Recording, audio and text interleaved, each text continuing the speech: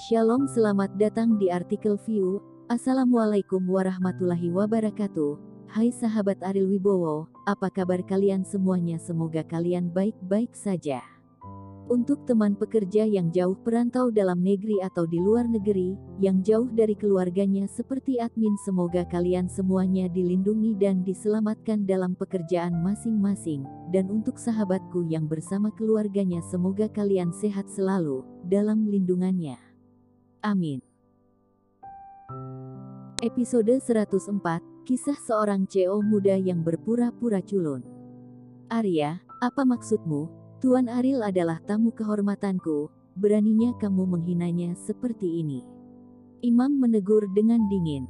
Apa tamu terhormat? Arya segera sadar bahwa dia mengalami halusinasi pendengaran.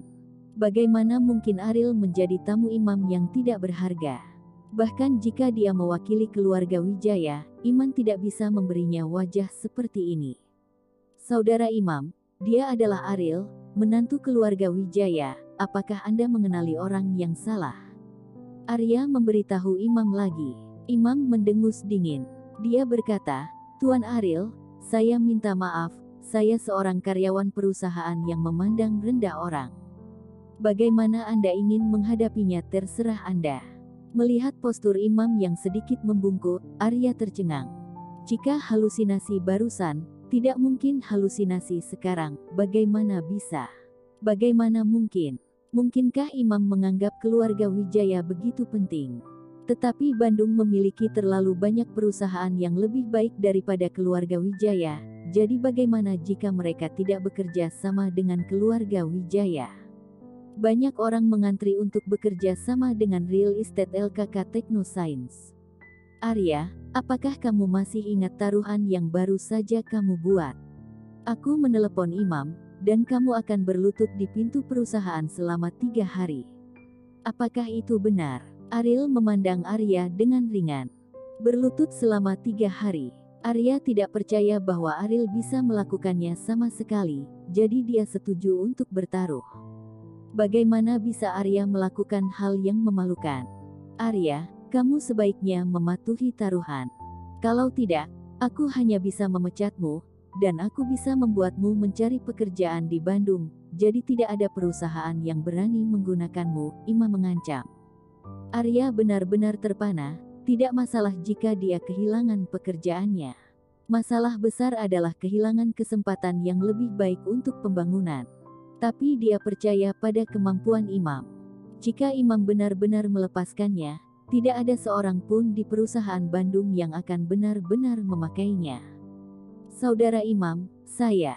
Ariel berjalan menuju perusahaan, dan Imam mengikuti di belakangnya tanpa mengucapkan sepatah kata pun, meninggalkan Arya yang tercengang. Berlutut atau tidak, berlutut malu, tidak berlutut akan kehilangan pekerjaan. Pada akhirnya, Arya memilih untuk berlutut dengan jujur, uang penting untuk kehormatan, dan dia tidak ingin kehilangan pekerjaan. Penghinaan sesaat bukanlah apa-apa, dan ketika dia mendapatkan kembali keluarga Wibowo, bahkan jika Anda Imam ada di mata saya, Anda hanyalah sepotong sampah. Namun, Ariel, bajingan yang tidak berguna, bagaimana dia bisa mengenal Imam? Dan apakah Imam memperlakukan Ariel sebagai tamu kehormatan? Ketika Ariel meninggalkan Real Estate LKK Technoscience, dia melihat Arya berlutut dan tersenyum sedikit. Pria ini terlihat seperti pria yang tangguh, tetapi sayangnya dia tergila-gila dengan uang, dia harus membungkuk. Ariel. Setelah Arya melihat Ariel, dia berdiri dan berjalan ke sisi Ariel, dan berkata, saya minta maaf atas kecerobohan tadi. Tidak peduli apa hubungan dia dengan Imam, dalam pandangan Arya, dia harus menanggung penghinaan dan beban penggunaan kembali di rumah. Arya percaya bahwa dia akan berbalik suatu hari, dan pada hari itu, apakah itu Ariel atau Imam, dia akan injak di bawah kakinya. Ariel sedikit terkejut dengan permintaan maaf Arya, tetapi Arya juga memberinya kejutan besar. Tidak heran dia bisa mendapatkan gaji tahunan 10 juta di tempat seperti Bandung, kemajuan dan kemundurannya tidak sebanding dengan orang biasa. Ariel tidak berpikir Arya benar-benar mengakui kesalahannya, orang ini hanya tidak ingin kehilangan pekerjaannya. Bahkan kesempatan untuk membalas dendam pun hilang. Apakah Anda menggunakan real estate LKK Tekno Science untuk mendekati keluarga Wibowo? Jika itu masalahnya, dia mungkin akan putus asa lagi. Aku bukan tipe orang seperti itu. Selama kamu berlutut selama 3 hari, aku tidak akan peduli masalah ini, kata Ariel sambil tersenyum. Arya menggertakkan giginya dan melihat ke belakang kepergian Ariel, dan berkata dengan kejam, "Sampah, cepat atau lambat, kamu akan jatuh ke tanganku, dan ketika aku menjadi orang yang dapat digunakan kembali di keluarga Sari Wibowo, aku ingin kamu menyesali perbuatanmu ini, dan bahkan tidak akan mengampunimu, dan Kauri juga akan menjadi pelayanku." Setelah mengucapkan kata-kata ini dengan agresif, Arya berlutut lagi. Tanpa saran Ariel, Imam juga tidak memecat Arya. Meskipun kesalahan Arya sudah cukup untuk membuatnya dipecat. Tapi Ariel tidak membuka mulutnya dengan sengaja, itulah yang ingin dia pertahankan, jadi Imam tidak mau membuat keputusan sendiri. Klub Malam Kota Bandung. Ketika Ariel melihat Bimo dengan senyum di wajahnya, dia tidak perlu bertanya untuk mengetahui bahwa masalah ring tinju telah diselesaikan, tetapi dengan pria ganas dari Rian maju ke depan, ini memang masalah. Bos yang mengendarai mobil rusak ini, kapan kamu bisa memberi wajah bawahanmu? Ariel berkata sambil tersenyum. Sebagai bos, dia juga mengendarai Santana. Memang benar harganya telah turun, dan Ariel tidak dapat mengetahuinya. Dia jelas memiliki 200 juta di tangannya, jadi mengapa dia enggan memberikan dirinya sendiri mobil yang bagus? Mendengar ejekan Ariel, Bimo tampak acuh tak acuh dan berkata, "Saya rendah hati, berpura-pura menjadi anjing untuk memakan harimau, mengerti? Dalam masyarakat, wajah sangat penting. Jika Anda mengendarai mobil yang rusak, bahkan bawahan Anda merasa malu, bagaimana bisakah kamu berbicara dengan orang lain?" kata Ariel. "Berhenti bicara omong kosong, kamu kesini untuk apa? Tidak ada yang lain. Cepat dan pergi dari hadapanku." Bimo menutup matanya, seolah dia tidak ingin melihat Ariel.